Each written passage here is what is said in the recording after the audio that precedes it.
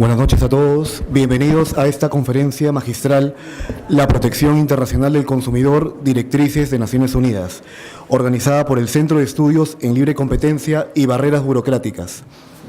En primer lugar, tenemos las palabras del doctor Ernesto Álvarez Miranda, decano de la Facultad de Derecho, por favor. Vamos a ver.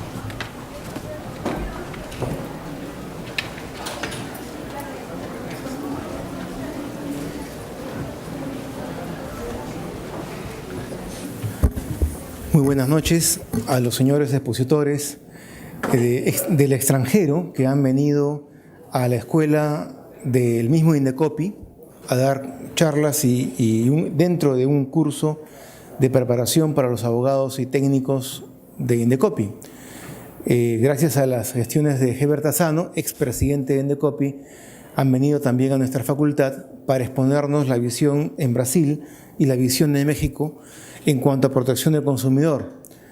Esto es parte de un esfuerzo que está haciendo la especialidad de competencia y regulación por tratar de elevar el nivel de la facultad en general, ofreciendo a los alumnos una especialidad de alta calidad, cuyo contenido, tanto teórico, cuya plana docente y cuya perspectiva laboral equipara a la mejor perspectiva de las mejores facultades de derecho, no solo peruanas, sino de Latinoamérica. ¿Por qué digo esto? ¿Una exageración? No, porque ustedes saben perfectamente que en la legislación y en la casuística, por ejemplo, de libre competencia, de barreras burocráticas, se ha trabajado mucho más en el Perú que en gran parte de los países de América Latina. ¿Por qué? Porque otros países, incluyendo incluso Estados Unidos, no tienen una área pública, un gestor público como Indecopi. No lo tienen. Por tanto, la casuística se resume a hechos episódicos judiciales, básicamente, o tratados de un aspecto administrativo local. Pero no existe el concepto de Indecopi y por tanto nosotros teórica y casuísticamente hemos avanzado, hemos desarrollado mucho comparado con el resto. Similar situación ocurre en protección al consumidor. Desde que ya hay dos escuelas, dos vertientes en permanente disputa, ustedes ya conocerán, entre aquella, si se quiere, proteccionista, garantista, y aquellos que hablan de que en realidad es una defensa del consumo y que hay que proteger al consumidor dentro de una órbita de mercado, tratando de no dañar la oferta, sobreprotegiendo al consumo, al consumidor. Por tanto, ya hay un debate interesante y esto al final aterriza en que los alumnos, nuestros alumnos, que acaban y se titulan dentro de la especialidad de competencia y regulación, tienen un mercado laboral de alta expectativa, mucho más interesante que otras áreas en las cuales concurren miles de graduados cada año. Por tanto, y sin mayor preámbulo, los dejo con estos brillantes expositores, cuyo currículum ustedes van a conocer inmediatamente, y felicitarlos por haber compartido desde ya esta noche con estos expositores que servirán para nuestra formación en el futuro. No va a ser la primera, bueno, es la primera vez, pero no va a ser la última en que van a estar en nuestra facultad. Muy buenas noches.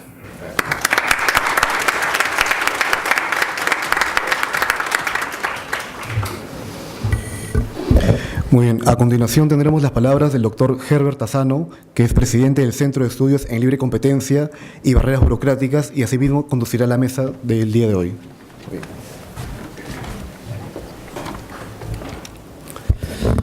Estimados invitados, expositores, muchas gracias por estar esta noche aquí, por compartir con todos nosotros sus conocimientos y experiencias en materia de protección al consumidor. Buenas noches con todos. La 7ª conferencia de la UNTAC, que es la Conferencia de las Naciones Unidas sobre Comercio y Desarrollo, aprobó el nuevo texto de las directrices de las Naciones Unidas para la protección de los consumidores. Dicha conferencia se realizó del 6 al 10 de julio del 2015 y tuve el honor y la suerte de presidir esa sesión, aprobando por todos los países ahí presentes las nuevas disposiciones a favor de los consumidores del mundo. Posteriormente, las directrices fueron aprobadas por la Asamblea de Naciones Unidas en Nueva York el mismo año. De esta forma, se concluyó el proceso de revisión de las mencionadas directrices iniciado en el año 2012. Las directrices son reconocidas como un conjunto valioso de principios a seguir por parte de las legislaciones de protección de los consumidores y han servido de base a un gran número de leyes sobre protección al consumidor, como ha ocurrido en el Perú. Este documento rector fue aprobado en el año 1985 y desde entonces se ha mantenido sin mayores modificaciones, salvo una incorporación de una sección de consumo sostenible en el año 1999. Por esta razón, y frente a la necesidad de ampliar sus principios con la finalidad de que sigan vigentes, dado los cambios en las relaciones de consumo que se han dado a través de los años, y proporcionen un marco útil, la primera reunión ad hoc de expertos en protección al consumidor encomendó a la Conferencia de las Naciones Unidas sobre Comercio y Desarrollo la tarea de revisar las referidas directrices, y el resultado de ese encargo son las directivas que hoy día vamos a exponer y a conocer.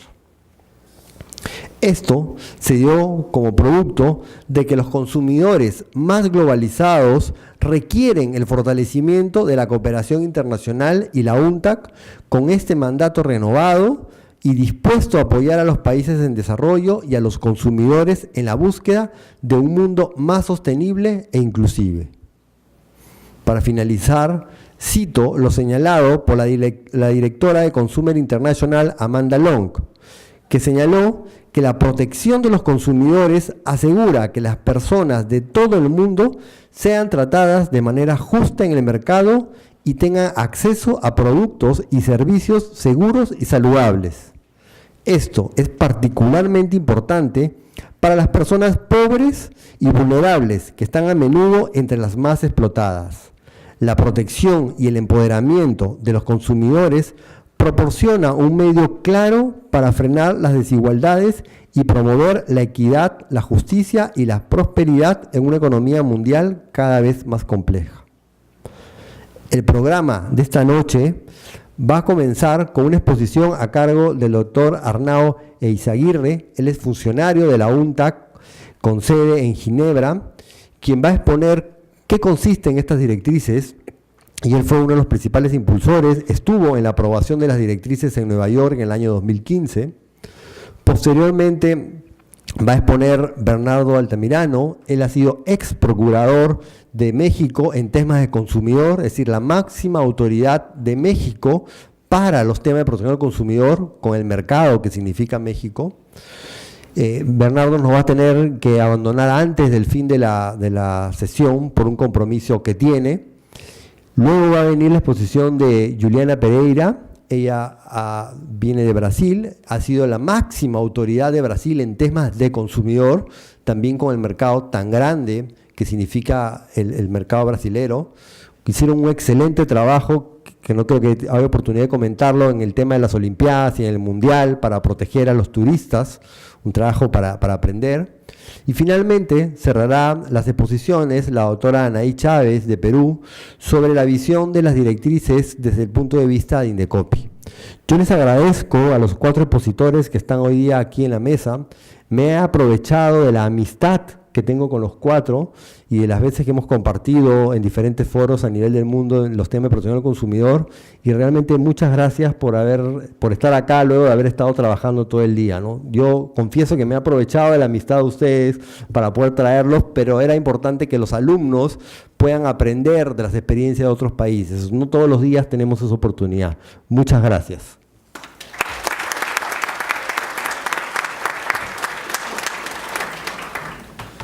yo ahora vengo a mi rol de moderador. Vamos a comenzar, como señalé, con la exposición de Arnau, por favor.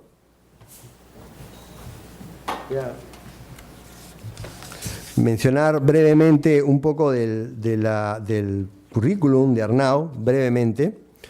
Es licenciado en Derecho por la ESADE Law y Business School de Barcelona, España. Es máster en Derecho Internacional por el Graduate Institute of International and Development Studies de Ginebra, Suiza.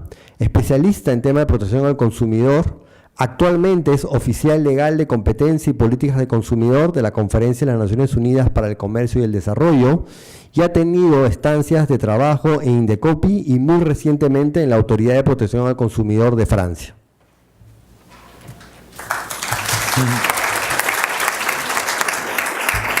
Muchas gracias Ever por esta invitación. ¿Cómo no podíamos atenderla?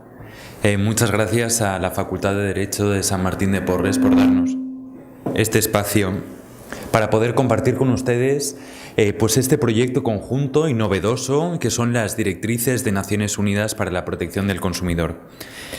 Me siento en familia porque conozco a los expositores de mucho tiempo, todos ellos han sido padres de las directrices de Naciones Unidas y también me siento en familia porque estamos en una facultad de Derecho.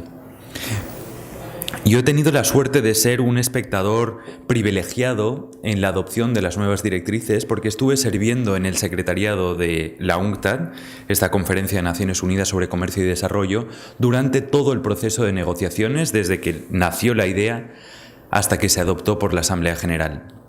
Y quizás algo que les interese a ustedes es no solo la naturaleza jurídica de las directrices, que eso cualquier estudiante de Derecho Internacional Público lo va a comprender muy rápidamente, sino también cuál es el proceso de formación de la voluntad de los Estados expresados en las directrices.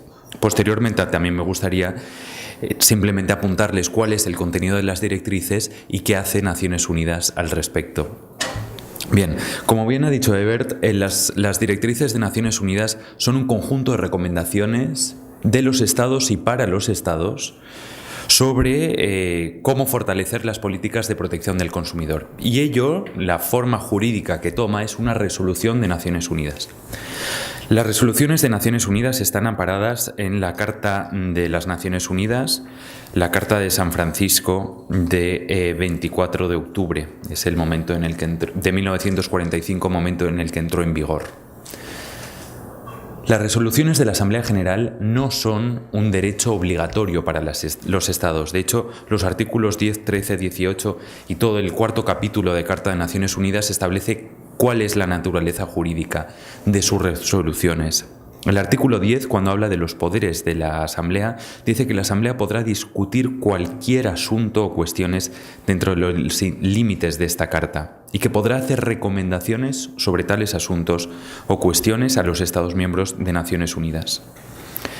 En cuanto a la competencia de la Asamblea, el artículo 13 establece que hará recomendaciones para los fines siguientes. Por un lado, fomentar la cooperación internacional en el campo político e impulsar el desarrollo progresivo del derecho internacional y su codificación. Y aquí entran desde luego las directrices, porque si bien es lo que conocemos como soft law, sí forman parte del derecho internacional. Y en el segundo rubro, fomentar la cooperación internacional en materias de carácter económico, social, cultural, educativo y sanitario y ayudar a hacer efectivos los derechos humanos y las libertades fundamentales de todos sin hacer distinción por motivos de raza, sexo, idioma o religión.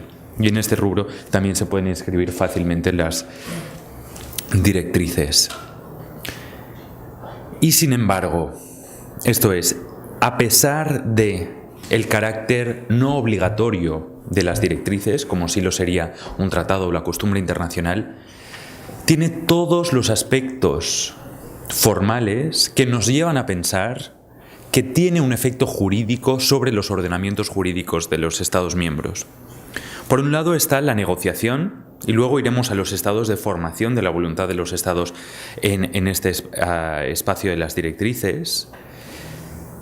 Otro aspecto muy importante de las directrices es la adopción, y esto es que la adopción que tuvo lugar el 22 de diciembre de 2015 en la resolución 7083 fue sin voto, y eso significa que no hubo una confrontación y por tanto que las directrices reflejan el consenso universal de los países miembros de Naciones Unidas. Y la capacidad de convicción que eso tiene para todos los agentes interesados en la protección del consumidor es formidable. De hecho, el hecho que haya sido aprobado por consenso significa que ningún Estado debería poder oponerse a la aplicación de las directrices. Ahí radica una fuerza fundamental de las mismas. Y por último, el impacto que tienen las directrices. A pesar de no ser obligatorias para los Estados, un estudio de Naciones Unidas sobre la implementación de las directrices desde 1985 hasta 2013 comprobó cómo la gran mayoría de los Estados, esto es, todos los Estados que habían respondido al llamado de Naciones Unidas, habían implementado más del 85% de las directrices en sus legislaciones nacionales. Y por tanto, vemos que sin necesidad de una obligación por parte de los Estados, sí se puede influenciar en las agendas políticas y legislativas de los mismos.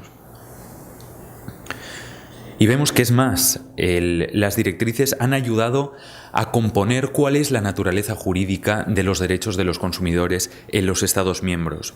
En algunas jurisdicciones se entienden como derechos meramente civiles, en otras se entienden como derechos constitucionales, y así es el artículo 101 de la Constitución de El Salvador, o el 14 de la de Egipto, o el 76 de Polonia, o el 97 de Suiza, pero también el 65 de la Constitución Política del Perú.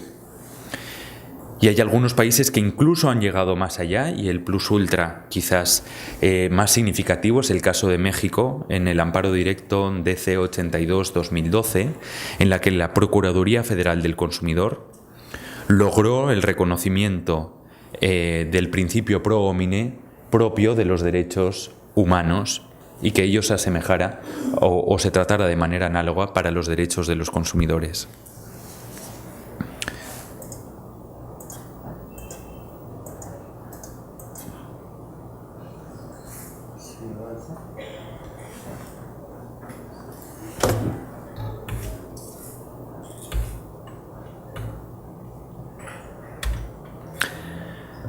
Veamos el proceso de revisión o de generación de la voluntad de los Estados en la revisión de las directrices. Bien, y eso es algo que yo como estudiante de Derecho Internacional había estudiado de manera teórica.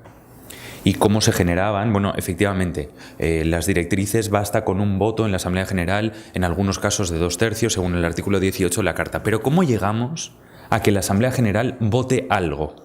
Bien, pues se necesitan dos cosas, y no son fáciles. El primero es una legitimidad formal, y la segunda es una legitimidad política. Por tanto, se necesita tanto el aspecto técnico como el aspecto político. Y aquí lo vemos en el proceso de generación de ese consenso. Hubo una primera reunión ad hoc en el año 2012 sobre la confluencia de la competencia y la protección del consumidor en Ginebra. Y bajo este tema anodino, en el que se trataban temas de competencia, de bienestar del consumidor, y etcétera, surgió la idea de qué ha pasado con las directrices de Naciones Unidas que no hemos tocado desde 1999, y como ha dicho Eber, solo para incluir el consumo sostenible, que por tanto su redacción era de 1985. ¿Siguen siendo relevantes o no? Bueno, pues en esa reunión en la que se estaban representados los Estados miembros a través de sus agencias de protección del consumidor y de competencia, y también las misiones diplomáticas, que son quienes generan o digamos pueden obligar al Estado internacionalmente, se decidió que se investigara un poco más. Y de ahí se llegó a la segunda reunión ad hoc, donde se consideró un informe, que es este que había mencionado antes, del secretariado de la UNCTAD, que se presentó el 11 y 12 de julio de 2013, y que dijo: desde el 1985 las directrices de Naciones Unidas para la protección del consumidor han sido ampliamente aplicadas por los Estados miembros de las Naciones Unidas. Las contribuciones nacionales al presente proceso de revisión muestran que todos los ámbitos de las presentes directrices siguen siendo válidos y útiles. Si bien las directrices abarcan un vasto conjunto de cuestiones, se han detectado nuevos problemas de protección del consumidor, el comercio electrónico y los servicios financieros. Otras cuestiones adicionales, como la protección de datos, la publicidad engañosa, la energía y el comercio transfronterizo, requerirán consultas más amplias. Bueno, con una conclusión tan sencilla, y parece aburrida porque así son los informes de Naciones Unidas, fueron los propios estados quienes decidieron montar una estructura de consultas para generar consenso sobre qué puntos iban a entrar en una posible revisión. En este momento todavía no se hablaba de revisar las directrices, se entendía que era algo muy lejano, complicado, que no había consenso, efectivamente había bloques, había países que eran muy reticentes y contrarios. Bien, se hicieron 4 grupos de trabajo. El primero sobre comercio electrónico fue liderado por Francia, el segundo sobre servicios financieros por Malasia, el tercero sobre otros asuntos que incluía turismo, protección de datos y demás. Estaba liderado por Brasil, a la sazón, presidido por Juliana Pereira, y también por Alemania. Había otro grupo que era sobre la implementación. ¿Qué necesidad tenían las directrices de tener un órgano de Naciones Unidas que siguiera y monitoreara su implementación, liderado por Gabón, y posteriormente otro sobre asuntos horizontales que fue liderado por Portugal? Bien, pues esos grupos trabajaron con la asistencia del secretariado, y tuve la suerte de participar en todos, en varias reuniones, por teleconferencia, en reuniones privadas, en reuniones regionales, en reuniones en América Latina, en reuniones en Cusco. Se estuvieron comentando el trabajo de estos grupos. Y lo que se hizo fue, poco a poco, y desde luego quienes llevaban la batuta eran los países que lideraban cada grupo, fueron agrupando los votos de otros países. Al principio era una solicitud de compromiso casi sin saber a qué, porque se pedía que participaran en el proceso de revisión. Y luego ya fue que participaran activamente, propusieran, criticaran y convenieran cuál iba a ser el contenido de cada uno de estos grupos de trabajo.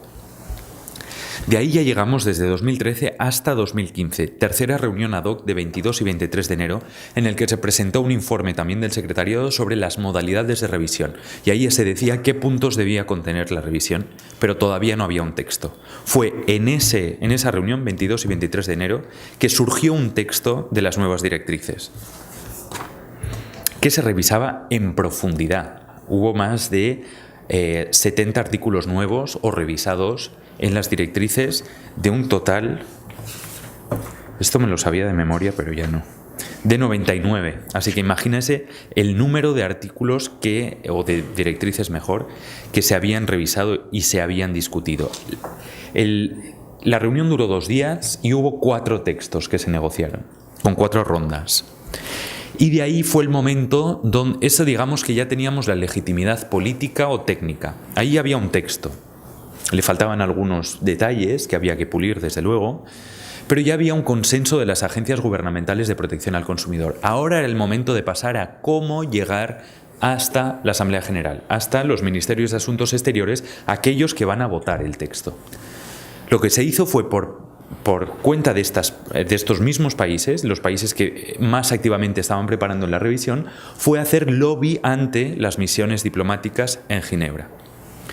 Y ahí hubo una reunión informal, 27 de marzo, en la que se logró que las misiones dijeran, bueno, ok, nos hemos dado cuenta que esto es algo importante por lo que nos dicen las capitales y vamos a apoyarlo. Y así fue. Esa fue la 7ª conferencia de las Naciones Unidas encargada de examinar todos los aspectos del conjunto de principios y normas equitativos convenidos multilateralmente para el control de prácticas comerciales restrictivas, de 6 a 10 de julio, presidida por Heber Tassano, y ahí es donde se adoptó por consenso. Ahí fueron las misiones diplomáticas y las agencias de protección al consumidor que dijeron, bueno, muy bien, este texto es el que queremos que se adopte por la Asamblea General. De ahí se defendió en Nueva York por parte también de las agencias y de las misiones, y finalmente fue el 20 de noviembre del año 2015 cuando el segundo comité votó una cuestión muy importante, y es que no tenía implicaciones presupuestarias para el proyecto de Naciones Unidas, y luego lo pasó a la Asamblea General, que efectivamente lo adoptó el 22 de diciembre de 2015.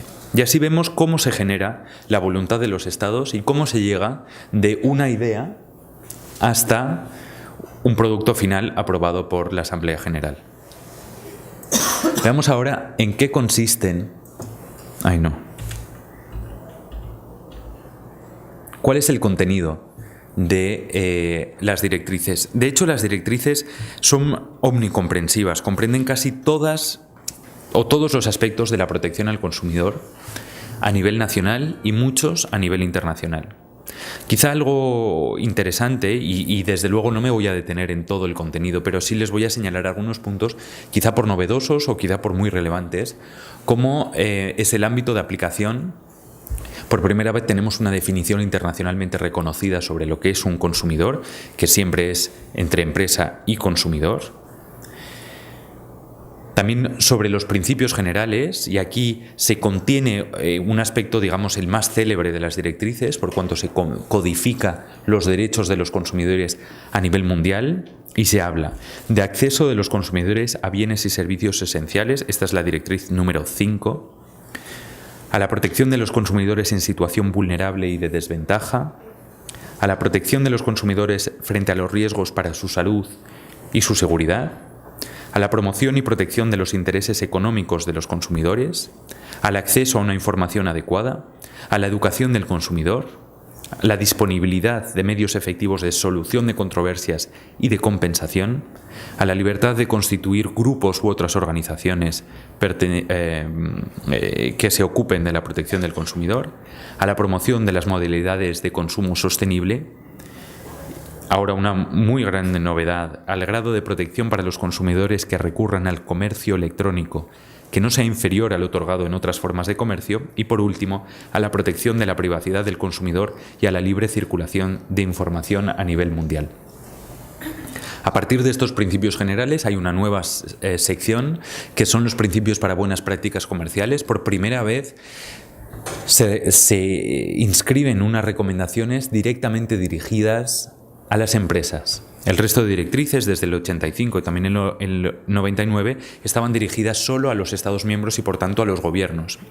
Aquí se denota un cambio de paradigma por el cual el Estado, si bien sigue siendo el garante de los derechos de los consumidores, debe también jugar el papel de coordinador con otros agentes del mercado, y se le pide una asunción de la responsabilidad de la protección de los consumidores a las empresas.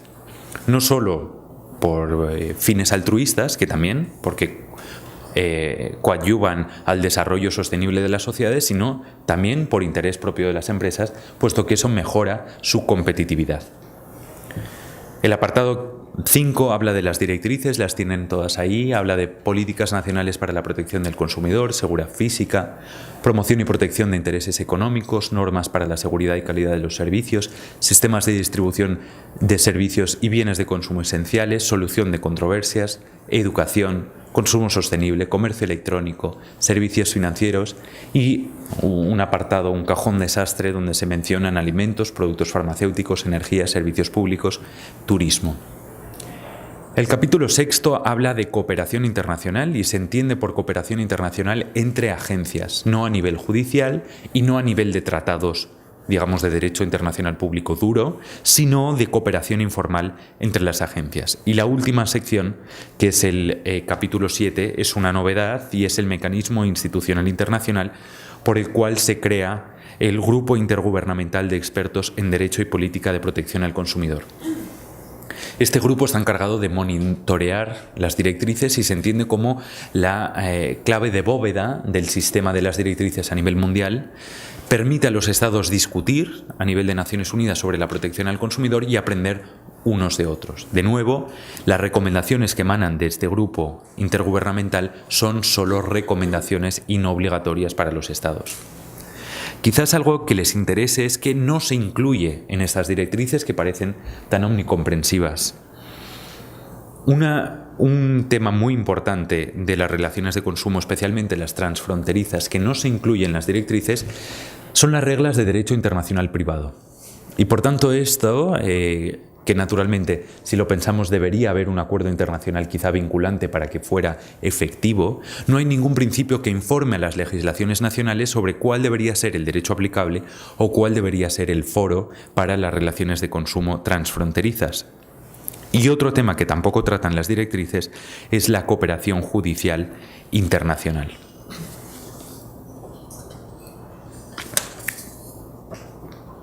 Déjenme ahora que les explique un poco qué hace Naciones Unidas desde que ha asumido este mandato. La UNCTAD ha sido encomendada para servir a este grupo intergubernamental de expertos y hemos tenido una reunión el 15 y 16 de octubre del año pasado en el que ya se sentaron las bases de cuál iba a ser el programa de trabajo. Los estados nos pidieron que nos centráramos en la generación de conocimiento y en las primeras líneas ha sido sobre el comercio electrónico y sobre el marco jurídico internacional de protección del consumidor, y también nos han pedido que nos dediquemos a la capacitación y a compartir mejores experiencias, y eso es lo que hace la UNCTAD gracias al apoyo de donantes ad hoc, como es el caso del programa Compal para América Latina, para el cual yo también trabajo y que nos ha traído en esta ocasión aquí a Perú. Y la UNCTAD también se ha dedicado a dar más herramientas a los estados para saber cómo se puede llegar a implementar estas directrices. De hecho, las directrices, como ya verán, son un conjunto de principios muy elevados que no tienen unas recomendaciones precisas, pero todas ellas sí se pueden encontrar en este manual de protección del consumidor, en el que se desglosan las nuevas directrices y se recogen las mejores prácticas en cada uno de los rubros. La próxima reunión del Grupo Intergubernamental de Expertos será el 3 y el 4 de julio en Ginebra, y bueno, esperamos que haya una participación masiva de los estados y que podamos seguir avanzando en la protección del consumidor. Muchísimas gracias.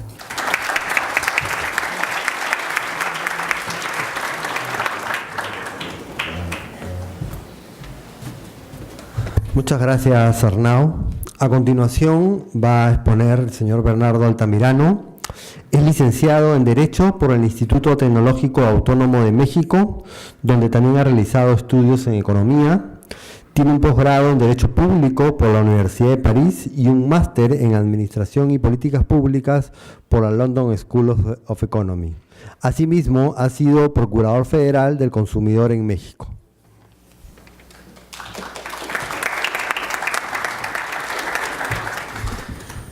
Buenas noches a los miembros de esta facultad y por supuesto a los alumnos, y gracias por la confianza de nuestro amigo Ever por convocarnos a poder platicar con este maravilloso auditorio, y saludo también a mis compañeros del panel.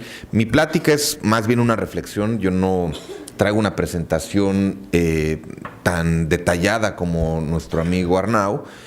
A mí me invitó Ebert a platicar sobre una perspectiva de cuáles son los retos en la era global de protección al consumidor, y a mí, antes de ver hacia adelante, siempre me gusta ver el contexto y ver los antecedentes, porque es importante entender de dónde venimos para saber hacia dónde vamos. Y primero que nada me gustaría plantearles que cuando estamos hablando de estos fenómenos de protección al consumidor o de protección de la competencia económica, lo que hay que entender es que estamos hablando de dos universos que tienden a converger. Cómo se define y cómo avanza el modelo económico de las naciones, por un lado, y cómo ese modelo económico va enmarcando el diseño y la ejecución de las instituciones y de las leyes dentro de determinados países. Porque en este terreno los países han enfrentado modelos de crecimiento económico tan dispares y tan asimétricos como sea posible y como ustedes se puedan imaginar, y sin embargo hay instrumentos de derecho internacional como las directrices que acaba de detallar Arnau, en donde independientemente de cuál sea el avance y el progreso económico, hay instrumentos de carácter general que tratan de homologar y sistematizar algunos principios que deben ser aplicables en diferentes países, o al menos que deben de servir como parámetro para dirigirnos a esa misma dirección. Y entonces me remonto un poco al antecedente histórico y me remonto a finales del siglo XIX. Entonces, a finales del siglo XIX, lo que estaba ocurriendo en el país, que fue el impulsor de estas dos tipos de regulaciones, que fue Estados Unidos, a finales del siglo XIX, la economía de Estados Unidos empezó a encontrar una transformación de ser una economía enfocada a las manufacturas a una economía que empezó a desarrollar economías enfocadas a redes y enfocadas a otro tipo de servicios. Entonces, ¿qué pasó? Empezó a transformarse y empezó a generar una fuerza muy importante en temas de ferrocarriles, una fuerza muy importante en temas energéticos con el aspecto del petróleo y muchos otros bienes y servicios que ya empezaron a transformar la economía. Y lo que pasó fue que si de repente empezó a explotar el desarrollo ferrocarrilero, entonces, ¿cuál fue un efecto? Que la empresa que estaba ubicada en una región ya tenía la oportunidad de competir con empresas que estaban en otras regiones porque las distancias se acercaban. Y bajo esta circunstancia, lo que ocurrió fue que en lugar de que las redes de transporte, como los ferrocarriles, facilitaran la competencia, fomentó que los productores se pusieran a hacer convenios para ponerse de acuerdo respecto de cómo, a qué precios y en qué modalidades iban a vender sus productos y qué iban a ofrecer sus servicios. Y entonces esto empezó a generar dos corrientes que iban en un sentido opuesto. Estos productores que de manera indebida se coaligaban para estar elevando los precios de sus productos o restringiendo las cantidades que ofrecían al público, frente a los que siempre salimos perjudicados, los consumidores y las pequeñas y medianas empresas. Entonces, en 1890 es cuando se propone el primer instrumento regulador en todo el mundo en materia de tutela de la competencia económica, que es justamente la Sherman Act, que es la que detona todo este movimiento. Entonces, lo que ustedes ven en sus clases de economía, de por qué la competencia incide en el consumidor final, en realidad viene de casos prácticos de la historia en cuanto a la relación de la empresa con el Estado y de la capacidad que tienen de coaligarse estas empresas de una manera irregular y que afecten nuestros intereses. Y posteriormente, obviamente, ha habido muchas evoluciones de cómo se percibe la tutela de la competencia. Ahora, vámonos al tema de los consumidores. Desde el punto de vista de los consumidores estricto sensu, fue también en Estados Unidos que a partir de los años 30 empezó a haber un conjunto de productos que las empresas no tuvieron la prevención de hacer las pruebas de laboratorio adecuadas, y al ofrecerlas al público, eran medicamentos de manera específica, al ofrecerlas al público empezaron justamente a generar efectos negativos, incluso la muerte en muchos de los consumidores. Uno era como un coctelito, le llamaban el elixir, y otro era uno que se llama talidomida. La empezaron a consumir las personas y empezaron o a tener deformaciones los fetos, porque lo usaban mucho las mujeres embarazadas para temas de achaques, y empezó a tener efectos en los fetos de malformaciones o los mataba, y otros productos afectaban directamente a las mujeres. Entonces, la sociedad en Estados Unidos salió a las calles a reclamar que lo que faltaba era productos de mayor calidad y que los proveedores y las empresas redujeran en su cadena de comercialización y de producción los riesgos en lugar de trasladárselos al consumidor. Y por el otro lado, el reclamo más importante que queda en la mente de una de las primeras banderas que se avanzó en materia de protección a los consumidores, el derecho a la información. Entonces, con este breve antecedente histórico, me voy hacia adelante y hablando de los retos globales que están enfrentando en materia de competencia y de protección a los consumidores, lo que nos tenemos que poner a pensar es cuáles son las nuevas tendencias económicas y las nuevas tendencias justamente de producción que, así como en el siglo XIX transformaron la economía y que obligaron al Estado a generar instrumentos regulatorios para proteger y tutelar la competencia, como el esquema idóneo en el cual se desenvuelvan las empresas, por un lado, y por el otro, a ir generando ciertas prevenciones para que las empresas no dañaran a los consumidores en particular. Hay que ponernos a pensar entonces cuáles son los retos que enfrenta en esos dos terrenos. Es más, yo sintetizaría para los que nos gusta el fútbol, yo sé que la selección de Perú es muy buena, a la mexicana a veces nos va bien, no tan bien como a nuestros amigos de Brasil, pero bueno, a veces les hemos ganado. Entonces, para los que somos futboleros o futboleras, yo como ejemplifico estas dos disciplinas. La tutela del derecho de la competencia es hacer marcaje por zona. Y la tutela del derecho de los consumidores es hacerlo personal. Entonces, cuando tú estás protegiendo por zona, pues sabes que hay ciertos elementos que tienes que estar cuidando dentro de todo tu equipo, pero cuando estás protegiendo por persona, si el delantero es muy rápido, tienes que ir a la par y es muy desgastante. Por zona es más estratégico, por persona acabas pero rendido al terminar el partido. Entonces, ese es el ritmo que llevan las agencias que protegen tanto competencia como consumidor, porque en una tú tienes que determinar la zona bajo la cual vas a proteger, pero en la otra sí tienes que ir individualmente con los consumidores e individualmente con las empresas. Y en esta lógica, ¿cuál es un reto que quiero compartir con ustedes? ¿Qué está pasando con el cambio tecnológico en el mundo y de manera muy específica con todo lo que se conoce como economía colaborativa o sharing economy, y que al final del día no solamente está transformando las tendencias de consumo y que incide en la competencia y en el crecimiento económico, sino que también está transformando la fórmula en la que nosotros como personas nos estamos vinculando con el concepto de propiedad privada y otros benefactores vinculados con la misma.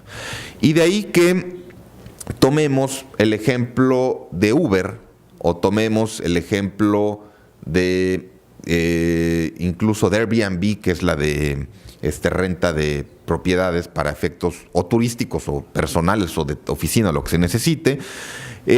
Desde el punto de vista regulatorio, ¿qué retos tienen las agencias para evitar generar instrumentos que anclen esas plataformas tecnológicas y que les reduzcan competitividad y que les reduzcan la posibilidad de generar mayor apertura dentro de ciertos mercados? Entonces, ese sería el paradigma desde el punto de vista de competencia.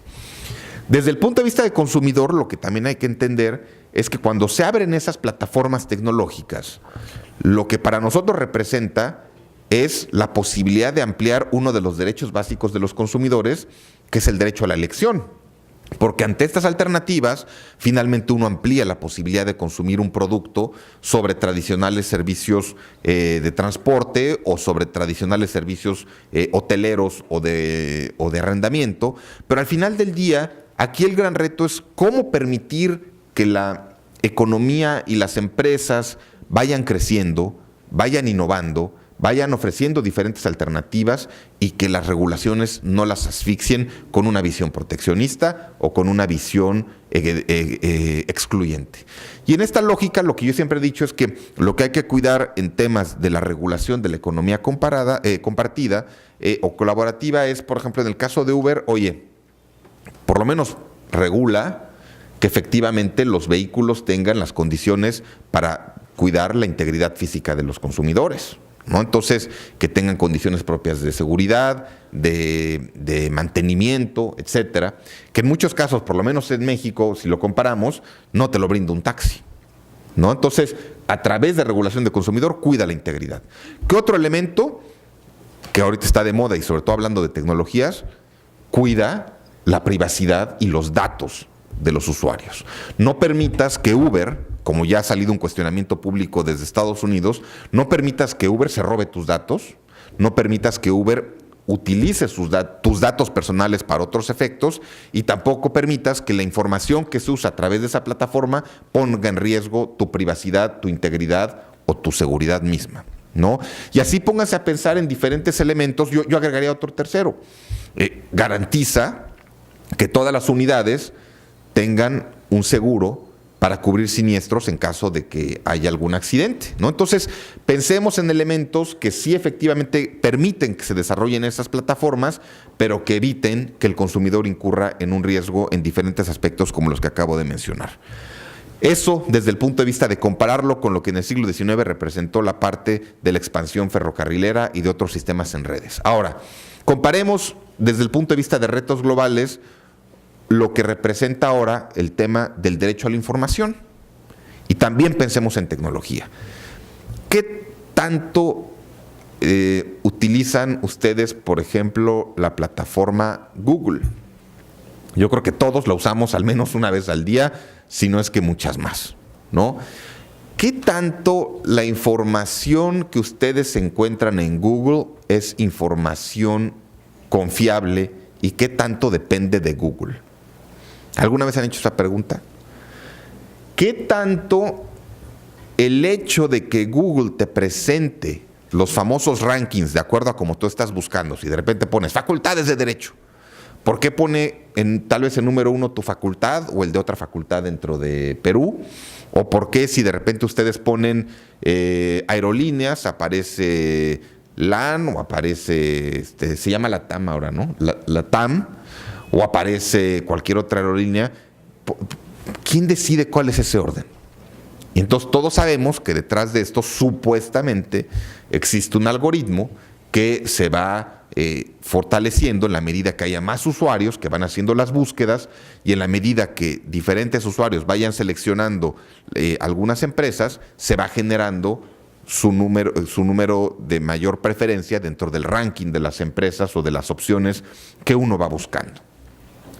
Y sin embargo, en Estados Unidos y en la Unión Europea, Google enfrentó 2 procedimientos de los órganos de competencia y de protección al consumidor, enfocados a cuestionarle que no está claro si es información simple y llana o si Google hace que las empresas le paguen para aparecer en los lugares de hasta arriba de los rankings, o si esto forma parte de un esquema publicitario que tiende a engañar a los propios consumidores.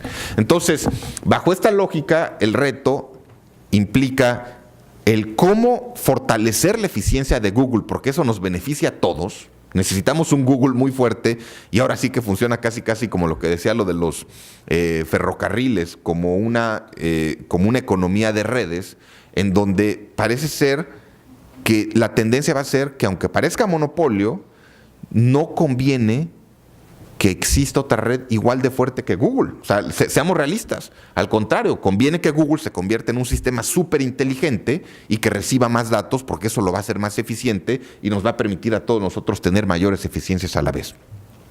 Pero lo que es muy importante es que quede muy claro qué información estamos recibiendo, si no nos la están sesgando, manipulando o generando tendencias de decisiones que puedan tener un carácter comercial, no un carácter informativo, y que al mismo tiempo podamos estar también con legítimo derecho sabiendo qué información es de carácter comercial y publicitaria, para también nosotros tener la opción de encontrarlo. Y finalmente, con todos los esquemas de publicidad directa que se usa en la actualidad, cómo evitar que la propia plataforma no te empiece a recoger tus datos o tu información, y que eso implique una afrenta contra tu privacidad. Y eso es muy fácil detectarlo, porque si ustedes de casualidad se meten al portal de ¿cómo se llama la línea? ¿LATAM?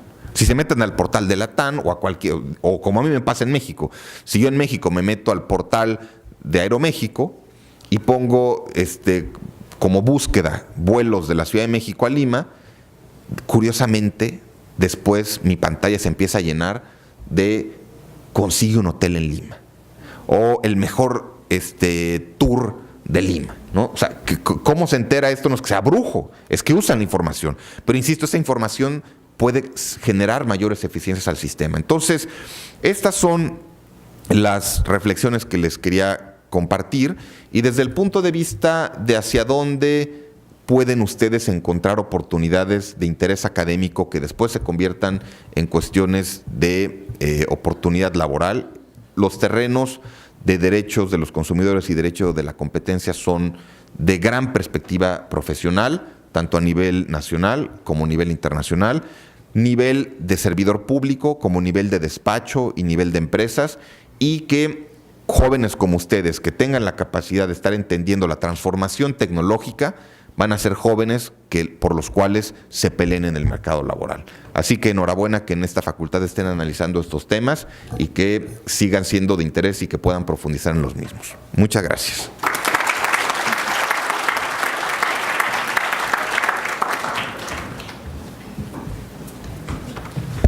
Muchas gracias, Bernardo, por tu interesante exposición. Vamos a despedir con un fuerte aplauso a Bernardo, que él tiene que partir a otro compromiso. Vamos a entregarle un pequeño diploma.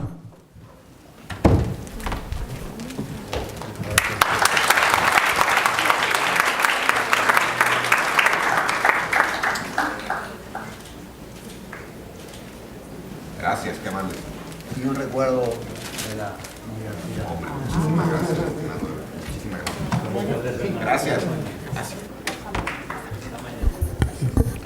Vamos ahora a tener la exposición de Juliana Pereira.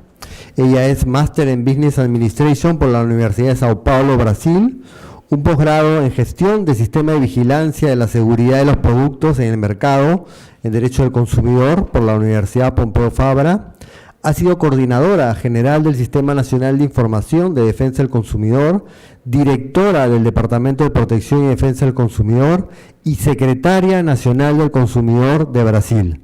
Asimismo, pertenece al grupo de expertos de la UNTAN en temas de protección al consumidor. Adelante, Juliana.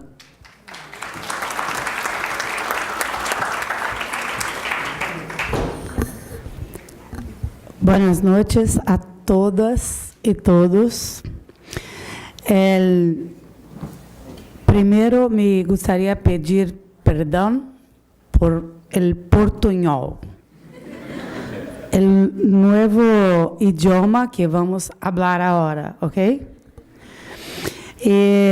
Segundo, me gustaría saudar ao meu querido amigo Heber Tassano pela invitação e queria deixar claro acá que viemos todos, sim, estamos acá por la amistad, mas temos em conta que vai nos pagar a cena depois.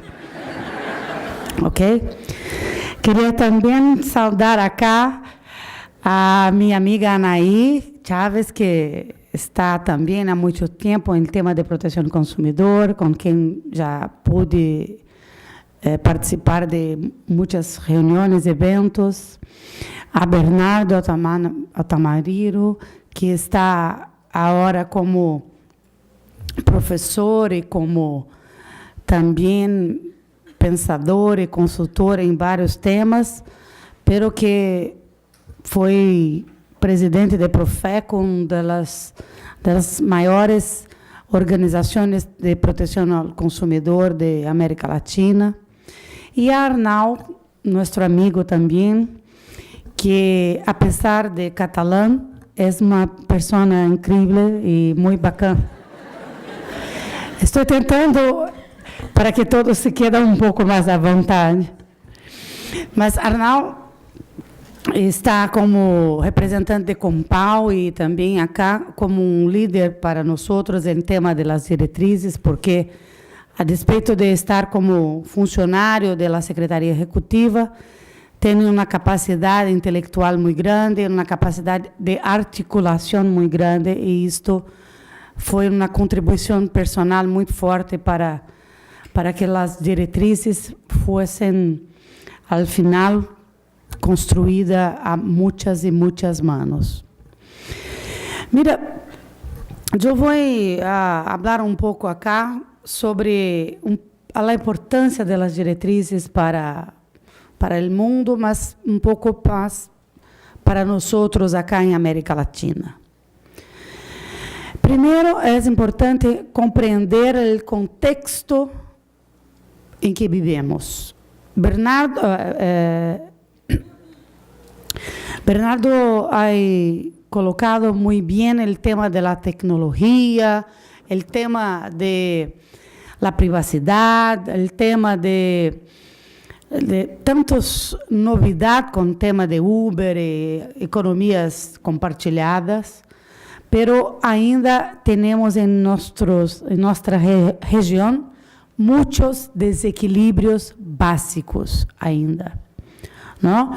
Temos ainda muitas dificuldades com temas de transporte, do tema de energia elétrica, de temas de telecomunicações, de temas financeiros e de temas que ainda necessitam muitas atenções de los órgãos de proteção do consumidor, de los órgãos de proteção de concorrência, da livre concorrência. Por quê? Porque em algum momento está muito claro que há desequilíbrio também entre as partes das relações de consumo.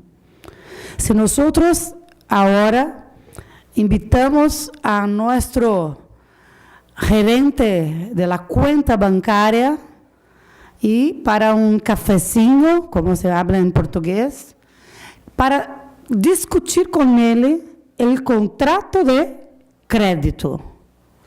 O gerente do banco vai pensar, mira, está louco.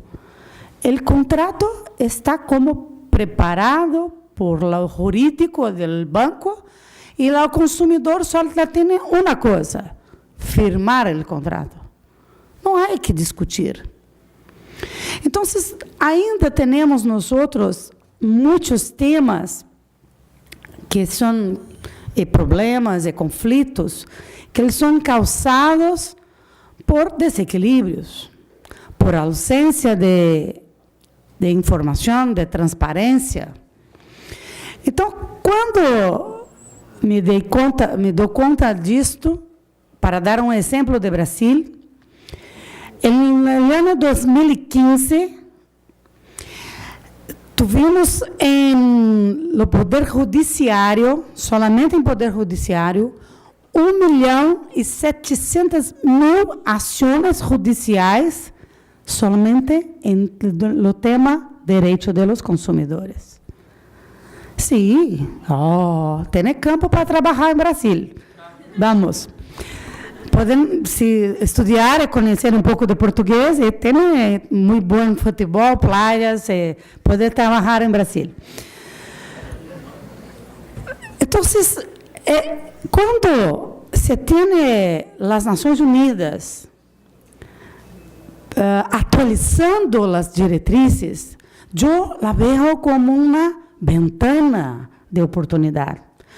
Eu a vejo como uma oportunidade de fortalecer as leis existentes, como uma forma de sinalizar a todos os países, a todos os personagens, a todos os atores da sociedade de consumo, que este é um tema importante. E por que é um tema importante? Porque a sociedade, de uma forma geral, está baseada em lo consumo. Despertamos pela manhã e acendemos a luz. É um contrato. Vamos ao banho e temos o dentifrício. É um produto. Tomamos o auto ou tomamos o bus. É um serviço. Vamos a uma cafeteria, a um restaurante. É um serviço. Estamos de vacaciones, tomamos a aerolínea, um serviço. Temos desejo cambiar mi smartphone, porque hoje o smartphone é como mais forte do que o amor. Cambiamos de companheiro, de companheira, pero el smartphone está acá em primeiro lugar. Vivimos em um mundo baseado em relações econômicas, social de consumo. Então, quando temos a oportunidade de ver em uma mesma assembleia países como os Estados Unidos, a Alemanha, Bolívia, Brasil, Chile, Malásia, China, falar uma única coisa, são as luzes, as diretrizes para a sociedade de consumo, da sociedade economicamente de consumo que temos no mundo. Me parece que isto tem um grande marco para todos nós. Eu que estou há 15 anos em tema e agora estou atuando em uma empresa privada há pouco tempo, mas a todos os companheiros que atuam as autoridades de proteção do consumidor, mas não só para as autoridades, para os consumidores. Isto me parece importante. E gostaria que o marco das diretrizes, né? Arnau narrou muito bem acá, e me pareceu uma película acá em minha mente, escuchando todas as etapas. E me sinto muito feliz, porque tive a oportunidade de vivenciar tudo e poder democraticamente, com meus companheiros, e Heber também estava muito presente, levar a los espaços públicos as diferenças, o double standard que têm as empresas. A mesma empresa que tem recorrido importante no hemisfério norte, em muitos casos, acá sequer contestam a consumidor. Então, o primeiro ponto que gostaria de destacar em las diretrizes é que nós todos devemos nos reconhecer como consumidor global. Não é consumidor latino-americano, é consumidor norte-americano, é consumidor europeu. Quando se tem isto como o marco da sociedade coletiva global do mundo, eu compreendo que somos todos único consumidor, que deve ter os mesmos direitos e mais, deve ter garantizado o mesmo nível de respeito. E como fazer isto? Se temos países distintos, como fazer isso se temos marcos legais distintos? Me parece que as diretrizes trazem alguns caminhos para esse exercício. E dos primeiros caminhos que me gusta falar é que as diretrizes assinalam que a los mercados que devem exercer a boa conduta, fazer mecanismos de boas práticas. Sinaliza a los mercados que devem oportunizar soluções de controvérsias, ou seja, que deve priorizar a atenção às pessoas, a los consumidores. Se pudéssemos reduzir boas práticas e solução de controvérsias a uma única expressão, na minha opinião, seria respeito. O principal valor que deve congregar a reunião entre fornecedores, provedores e consumidores. Por isso, eu penso que as diretrizes de Nações Unidas abrem novo momento onde não estamos acá falando de novas leis, novos tratados internacionais. Não, estamos falando de uma realidade, de contexto econômico onde vivimos, a sociedade do consumo. E dentro da sociedade de consumo temos muitos temas, mas devemos ter uma base muito concreta. A conduta de los proveedores e a solução de problemas para os consumidores. Me parece muito pouco, não? Traduzir todo isto para esses dois pontos, mas me parece que esses dois pontos são dois pontos que podem levar grandes ganhos a los países, a los provedores e a los consumidores. Porque os consumidores, que nós somos, todos nós, queremos continuar com o nosso smartphone, com o nosso auto, com as nossas vacações, com os sacos novos, sapatos, e as grifes que tanto gostamos. Mas queremos também respeito, queremos também justiça, preço justo, qualidade, atenção quando necessário, garantias. De outro lado, as empresas querem produzir, querem obter resultados justos também, por que não? Generam empregos, generam divisas a los países, generan innovación tecnológica.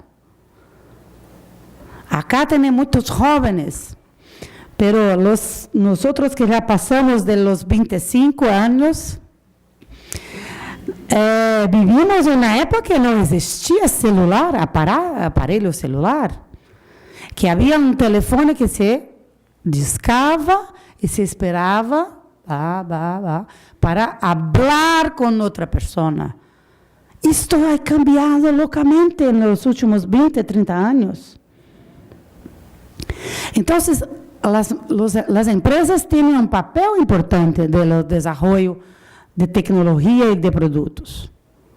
Y los estados que conviven, sea por la ley de protección del consumidor, sea por la ley de competencia, de libre competencia, quieren también producir más equilibrio, más eficiencia y más armonía en la sociedad. Porque no se puede pensar que la sociedad de consumo sea una sociedad que genera más y más conflictos. Tenemos que ser en mi opinión, las directrices tienen un papel extraordinario para que podamos tener un nuevo momento de convivencia en las relaciones económicas, sociales de consumo. Era esto y agradezco la oportunidad.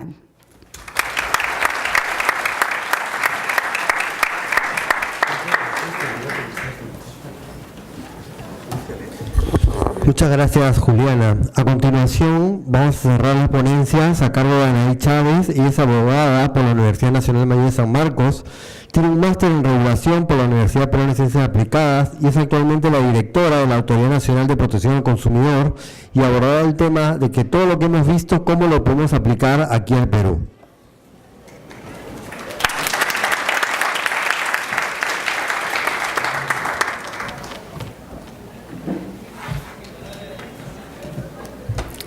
Buenas noches, me ceñiré al tiempo antes de que nos quedemos solos, ¿no? Vamos a en realidad brevemente a mencionar cómo es esto que hemos escuchado que lo definió Arnau como principios muy elevados. ¿Cómo es que los aterrizamos ya en acciones concretas a nivel de país? Porque si bien la función precisamente de las directrices de Naciones Unidas es dar lineamientos y dar luces a los países sobre qué implementar, ya corresponde a cada uno de los países implementarlo de acuerdo a su realidad y precisamente en eso es lo que se diferencian las legislaciones y las acciones de cada país. A ver, vamos a ver. Como bien señaló Arnau, las directrices no son vinculantes para Estados miembros, pero influyen en las legislaciones. De las directrices que han señalado, yo voy a detenerme en las que están resaltadas, que son las políticas nacionales para la protección de los consumidores, los temas de seguridad física y solución de controversias y compensación. Me voy a detener en ellas ya que son las que hemos desarrollado de alguna u otra manera y mucho más recientemente para que ustedes lo conozcan. En el tema de políticas nacionales de protección al consumidor, este es el texto de las directrices y esto se aterriza en el Código de Protección y Defensa del Consumidor. Nuestro código señala que debe existir una política nacional de protección al consumidor, que aún así una política nacional de protección al consumidor sigue siendo un principio elevado. De hecho, este año se aprobó la política y estaba conversándolo con algunos amigos que no son abogados y claro, me decían, ay, ¿pero qué significa esto? ¿Va a bajar el peaje? ¿Va a van a haber más competencia en los precios, va a mejorar la calidad de algo? Y sí, pues en realidad no sirve para eso, ¿no? Lo que pasa es que las políticas nacionales lo que determinan son aquellos temas que el Estado tiene como prioridad. Entonces, ¿de qué nos sirve? De respaldo. Hoy ya el Estado peruano ha dicho que la protección de los consumidores es una prioridad para el Estado y esto implica que en el desarrollo normativo tengamos un respaldo para precisamente implementar determinadas acciones. Esto yo no lo aprendí en la universidad, de hecho es la Ley Orgánica del Poder Ejecutivo quien lo señala y quien lo define así. Tampoco había protección al consumidor cuando yo estaba en la universidad, así que tampoco lo estudié ahí. Y precisamente, como les decía, el código es quien señala que debe existir una política nacional y a la vez un plan nacional de protección de los consumidores. Y ahí es que vamos aterrizando. Están las directrices de Naciones Unidas, está el Código de Protección y Defensa del Consumidor como legislación nacional, y a partir del código hay una política nacional de protección al consumidor y un plan nacional de protección de los consumidores. Y el plan lo que establece son las acciones concretas con indicadores específicos que se van a desarrollar. Una novedad en esto también es que el código ya no establece que el Indecopi, si ustedes preguntan quién se encarga de protección al consumidor, seguro mucha gente les va a mencionar el Indecopi.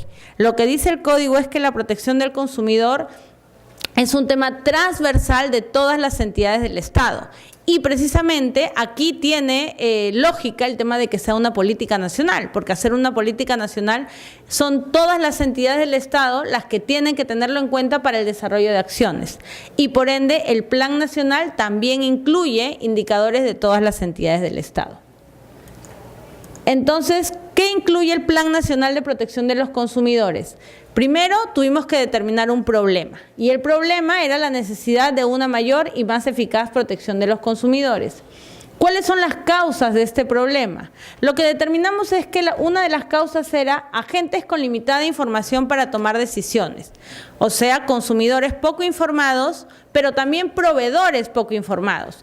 En este diagnóstico se determinó que aquellos proveedores por desconocimiento de la norma pueden incumplir. Entonces lo que tenemos es que a veces se incumple o se desprotege al consumidor, tanto por desconocimiento del propio consumidor, pero en muchos casos por desconocimiento de las empresas también.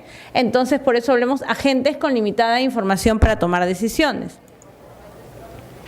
Y acá se desarrolló el eje sobre el cual se iban a implementar las acciones, que debía ser el de educación, orientación y difusión.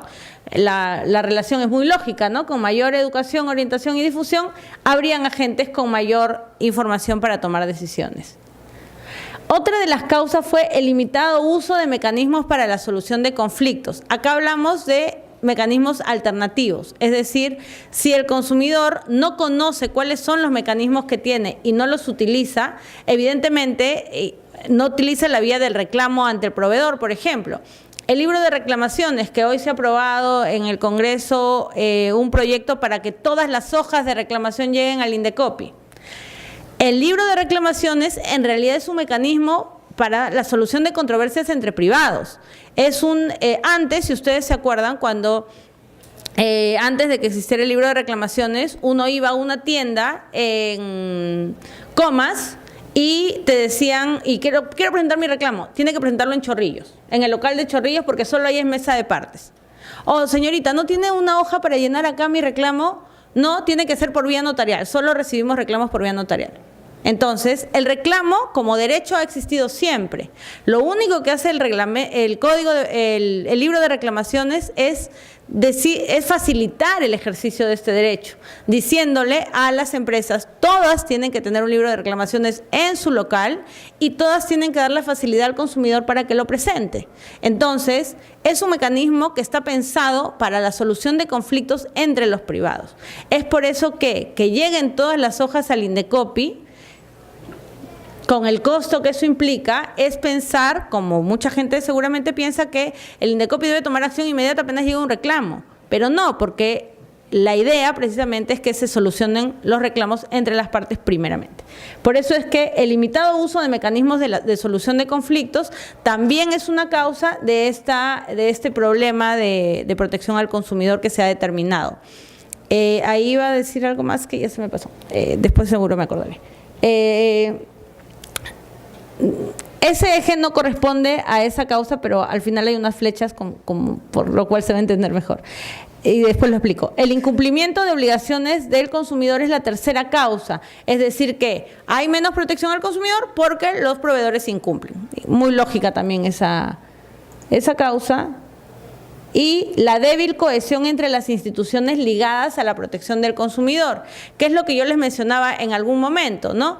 Si ustedes revisan recortes periodísticos de la campaña escolar, ustedes van a ver que en la campaña escolar intervienen las UGELES, que pertenecen al Ministerio de Educación, Indecopi, la Defensoría del Pueblo y la Fiscalía, haciendo lo mismo.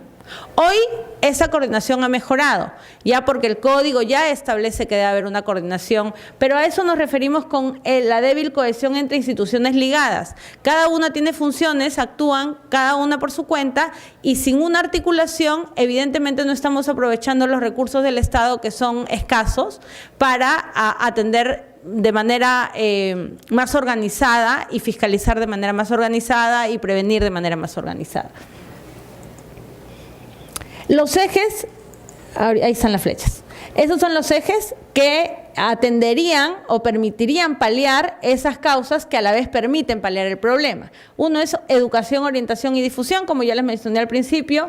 El otro es la seguridad de los consumidores como mecanismo también para fortalecer la protección de los consumidores, ya que hay...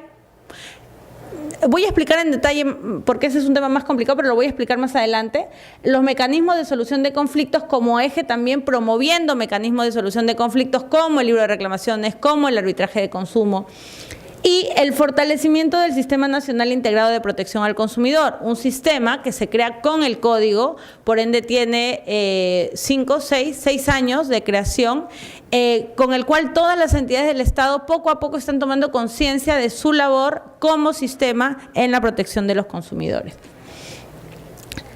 Entonces, en virtud de esos ejes, acá están los ejes que les mencioné, en virtud de esos...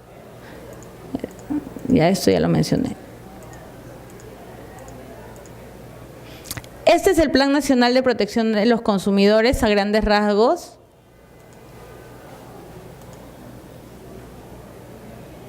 Y esto lo voy a mencionar más adelante. En educación, orientación y difusión, el Plan Nacional 2017-2020 lo que establece es la participación de todas estas entidades. Cada entidad en su función específica, su salud evidentemente en temas de salud, OCIPTEL en temas de telecom, Superintendencia de Banca y Seguros en tema de banca, y el compromiso y el indicador es este número de agentes beneficiados con estas acciones.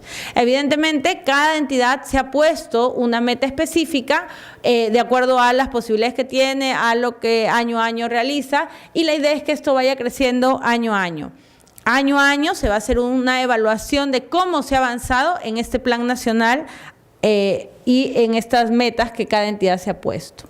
En el tema de protección de salud y seguridad, son estas las entidades participantes: Ministerio de la Producción, Indecopi, Ministerio de Salud, SUNAT, DIGEMIT y DIGESA. No sé si a ustedes han visto alguna vez en las noticias que el ejemplo más clásico que tenemos aquí es cuando hay un llamado a revisión o los recalls de vehículos. Un problema muy grande que hubo fue con los airbags. Los airbags de los vehículos, la empresa fabricante reportó que tenían una falla por el cual no se abrían cuando debían abrirse, o sea, en el choque. Y evidentemente la marca fabricante de los airbags abastecía a varias marcas de vehículos. La marca de vehículos toma conocimiento de esto y llama a revisión a todas las marcas, a todos los autos vendidos para hacer el cambio respectivo. ¿Cuándo uno se va a dar cuenta que su airbag está mal? Posiblemente nunca, ¿no? Porque si el accidente fue fatal por la falla del airbag, posiblemente nunca van a poder denunciar eso. Entonces, la finalidad de este tipo de medidas, a diferencia del de información, porque en el tema de información, tú le informas al consumidor cuál es el problema, tú le informas al consumidor las características del producto y él toma la decisión si es que lo compra o no. En el tema de seguridad y salud, aquí el daño puede ser tan grave que los estados tienen que tomar medidas preventivas. Y además de tomar medidas preventivas, promover que los proveedores tomen medidas previamente y no sancionarlos por eso. Por ejemplo, lo que dice el código en este caso es que si voluntaria o si de motu propio la empresa se entera de que una vez puesto el producto en el mercado se torna riesgoso, tiene que comunicar a la autoridad, comunicar a los consumidores y tomar las medidas que en este caso es retiro del producto. Ahí no hay sanción. Hay sanción en caso se determine que, habiendo tomado conocimiento, no lo reportó o que pudo haberlo previsto. Pero en el caso que les comento de los autos, evidentemente, lo que aquí se quiere promover es que las empresas tomen acción. Si yo sanciono a las empresas cada vez que reportan un tema de recalls o de seguridad, lo que voy a generar es que nadie reporte. Y al Estado le va a ser mucho más difícil enterarse de que existen estos problemas de seguridad y salud.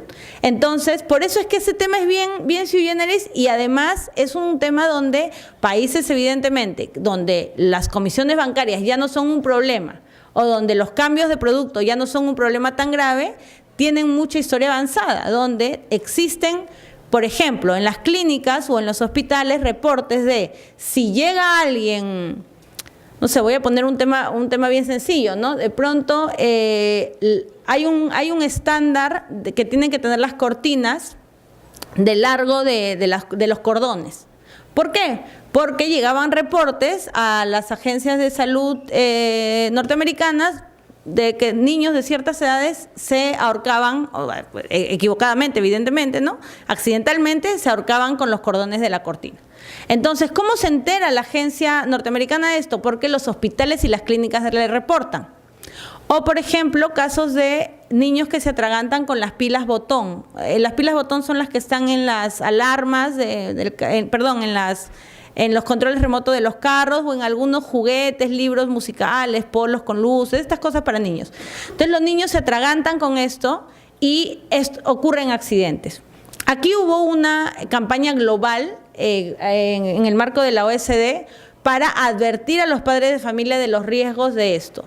Ustedes dirán, pero acá, de hecho los periodistas preguntaban, pero acá, ¿cuántas muertes han habido? Entonces, no han habido muertes acá, pero han habido en Estados Unidos, han habido en Nueva Zelanda, han habido... Entonces, puede que... O sea, acá los niños no es que sean más resistentes. Definitivamente lo que nos falta es data. Si está pasando allá, puede estar pasando acá. Entonces, esas cosas nos faltan desarrollar. Por ejemplo, que tengamos reportes, así como hay reportes de intoxicaciones alimentarias para los casos de epidemias en los hospitales y clínicas, también nos hacen falta reportes, que es algo que queremos hacer, de las clínicas y hospitales para accidentes recurrentes con productos de consumo, para que en base a eso se tomen medidas de retiro o de corrección en los diseños o en los estándares o en las normas técnicas o en los reglamentos técnicos. Estas son las entidades que intervienen. Acá hay un sistema nacional de alertas de productos que ya venimos implementando desde hace años y que todavía falta afianzar, y queremos hacer una red de información sobre accidentes de consumo, que es lo que les comentaba. Ya me estoy quedando sin tiempo, así que voy a avanzar. Sobre esto tenemos toda una regulación que se las puedo alcanzar porque es un tema además bien... que es muy novedoso aquí. Estos son los números que tenemos de las alertas que hemos emitido y de los productos involucrados. Es decir, la empresa nos reporta que ha detectado que el producto es inseguro y procede a retirarlo del mercado o a hacer el cambio respectivo.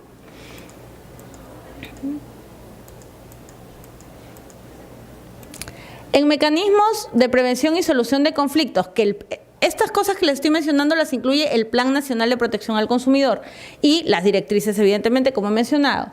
En el caso de mecanismos de prevención de conflictos, en materia de protección al consumidor contamos con los mecanismos heterocompositivos, que son los procedimientos sancionadores en el marco del INDECOPI, y el arbitraje de consumo, que si bien es alternativo, también es heterocompositivo en tanto existe un tercero que decide. Y en autocomposición lo que tenemos es el libro de reclamaciones, que viene a ser un mecanismo de autocomposición. El servicio de atención al ciudadano del INDECOPI también, que promueve la conciliación. Y recientemente hemos emitido lineamientos para la creación de defensorías gremiales. Esto es un tribunal o una persona que resuelve a cargo del gremio. Es decir, los más antiguos son el defensor del cliente financiero y el defensor del asegurado. Ambos pertenecen a la Asociación de Bancos y a la Asociación Peruana de Aseguradoras. Y son una persona o un tribunal que resuelve las controversias de los consumidores y la empresa. Es vinculante para la empresa, pero no para el consumidor. Esto también es un mecanismo de autocomposición, en tanto no interviene ni un tercero independiente, porque no es arbitraje de consumo, ni el Estado. Entonces son mecanismos que también permiten que Finalmente son buenas prácticas, ¿no? Que las empresas mismas quieran tener una instancia donde se resuelvan sus problemas. Hemos emitido lineamientos para que hayan más defensorías gremiales y esto también descarga al Estado de esta actividad. Y ahora hay una reciente que es el Tribunal de la Asociación Automotriz del Perú, que resuelve los temas de autos. Además, en menor tiempo que la autoridad y evidentemente es súper especializado porque resuelve solo sobre esos temas y en temas súper técnicos como son los temas automotrices y los temas financieros y de seguros. Esto se enmarca también, esto es lo que dicen las directrices, que yo les voy a dejar la presentación, así que lo van a leer después. Esto se enmarca en lo que señalan las directrices al respecto. Esto ya lo mencioné. Y finalmente tenemos en el eje de fortalecimiento del sistema y monitoreo de mercado, tenemos que está la política y el plan, que ya les he mencionado, ambos, política y plan, abarcan de manera transversal a todas las entidades. Lo que yo les podría decir, si ustedes me dicen cómo va la coordinación entre entidades, cada vez mejor, pero todavía cuesta un poco más incluir a los gobiernos locales y regionales, que ellos son quienes finalmente también tienen una función muy importante en materia de protección al consumidor. Los restaurantes insalubres es competencia municipal. Las piscinas, a veces en verano salen las piscinas que están contaminadas, es competencia municipal.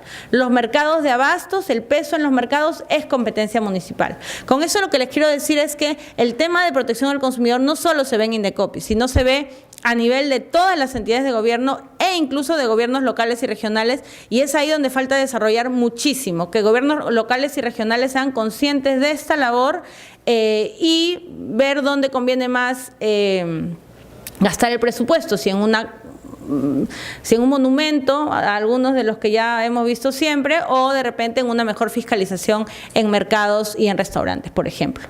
Tenemos para eso... emitimos esos libros azules y rojos, son informes sobre el estado de la protección de los consumidores en el Perú, que desde mi perspectiva, además que, bueno, debo decir que es mi oficina quien lo emite, pero siendo objetivos, es el documento que más estadísticas en materia de protección al consumidor tiene respecto de todos los sectores y de todos los ministerios. Nosotros pedimos información a todas las entidades de gobierno y a ciertas municipalidades y gobiernos locales y regionales, y ellos nos remiten información respecto de todas las acciones que vienen realizando. Entonces es un documento estadístico que para efectos de trabajos e investigación les puede ser muy útil. Y finalmente las asociaciones de consumidores como una parte importante de este sistema de protección al consumidor. ¿Por qué lo hemos resaltado? Porque este eje incluye capacitación y fortalecimiento de asociaciones de consumidores y en general de todas las entidades que hemos mencionado, gobiernos locales y regionales y gremios empresariales, ojo, también forman parte del sistema. Eso es todo lo que en resumen les puedo mencionar con cargo o con la posibilidad en realidad de desarrollar cada uno de esos puntos en horas. Así que ya con su profesor Eber Tassano seguramente van a poder conversar en detalle de esos temas. Muchas gracias.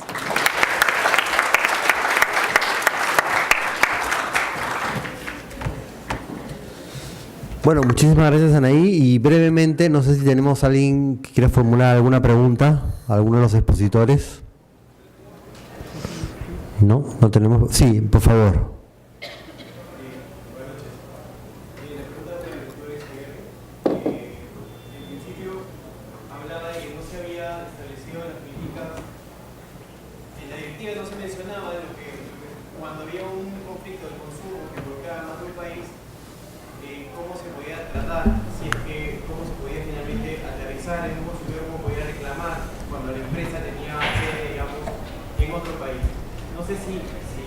Si bien no lo ha recogido la directriz, ¿se ha considerado alguna solución al respecto o si de repente se han trabajado modelos de autorregulación al respecto? Mire, las experiencias que existen actualmente no concluyen en una solución universal. Hay unas leyes de protección al consumidor que han resuelto esa cuestión a nivel europeo y hay una directiva que establece el principio pro consumidor, por cuanto que se establece tanto el derecho aplicable que le sea más favorable y el foro de residencia del consumidor, por entender que es aquel que tiene más a mano y que conoce mejor. Pero eso es exclusivamente en el marco de la Unión Europea. Se propuso, a iniciativa de Brasil, una propuesta de convención de derecho internacional privado en materia del consumidor turista. Y, si no me equivoco, eso tuvo el apoyo del resto de Estados miembros de la Conferencia de La Haya y es un tema que se está estudiando. ¿Por qué comenzó el consumidor turista? Me permito hacer mi reflexión, a pesar de que es Juliana quien fue la impulsora de ello en su momento. El consumidor turista es quizás quien está más expuesto a las vicisitudes del derecho internacional privado, por cuanto es que su transacción es esencialmente transnacional y por tanto se entendía que era el que mejor se beneficiaría de un esfuerzo de un acuerdo internacional en derecho internacional privado. Y además, y eso quizás es mi apreciación personal, era una manera más fácil de empezar a deshacer un tema tan complejo como son las normas de derecho internacional privado en las relaciones de consumo. De nuevo, es un tema apasionante y que seguramente va a llevar mucho trabajo para los abogados en los años que vienen y lamento no poder darle una respuesta más concreta en el caso actual. Gracias. Gracias. Para complementar la respuesta de Arnao, en el caso peruano, en el 2012 se firmó un acuerdo entre Indecopi y CERNAC.